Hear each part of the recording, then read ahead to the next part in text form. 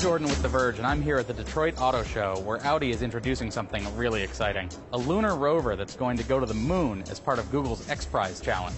We sat down with one of the scientists to learn more. So why don't you tell us a little bit about why you built a lunar rover? At one point in time, Google announced the so-called Google X Prize challenge.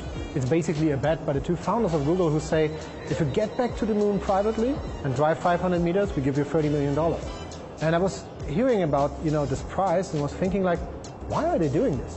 Why is somebody offering money to get back to the moon? It was such a crazy situation. And, thinking about this, I kind of, got a lot of friends together with scientists and engineers. And we were thinking about, is it possible? Could you do something about it? And that's where it all started.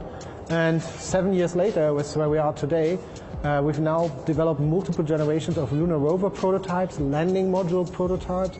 We're just about to purchase a very large rocket to put it all in and launch to the moon in the third quarter of 2017. So a lot has happened in 7 years.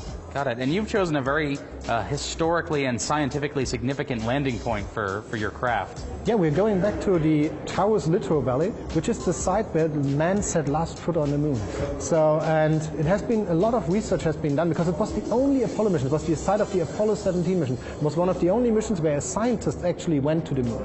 So, as one of the sad matter of fact, it was actually the only mission which generated a huge amount of scientific valuable data.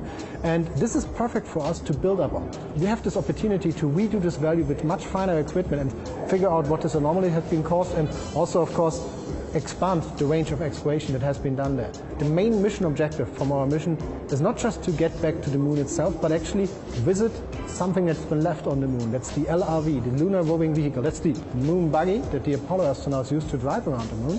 And it's parked outside of the Apollo 17 landing site, about 225 meters. And we want to go there and study the remains of it. It's been on the moon for over 43 years, exposed to the vast amount of space, to the radiation and to all of the space weather. And so this kind of material science helps you to understand what materials you can use to build a lunar base. And what's the partnership with Audi bring to you? The partnership with Audi actually adds two big values for us. Of course, access to the technology and the engineers at Audi, and of course the funding that we need to develop everything we do. So for the first thing, something was really cool is that Audi helps us to do all of the optimization. So they helped us from the very last generation to this generation of the rover to get the weight down by over 10 kilograms using 3D printing technology, for example, in-house. So for example, the latest rover that you just see here has been based on 3D printed aluminum and titanium with special mixes done by Audi, for example, which have a very high strength but are very lightweight. So the parts are just 1 millimeter thick. Then of course we have this electrical drive subsystem where we have highly efficient brushless drives integrated into the wheel, which gives us 360 degrees of freedom from the top side perspective and of course from the side perspective. So it means that you can traverse the terrain quite a lot. That's where the guys from Quattro help us a lot.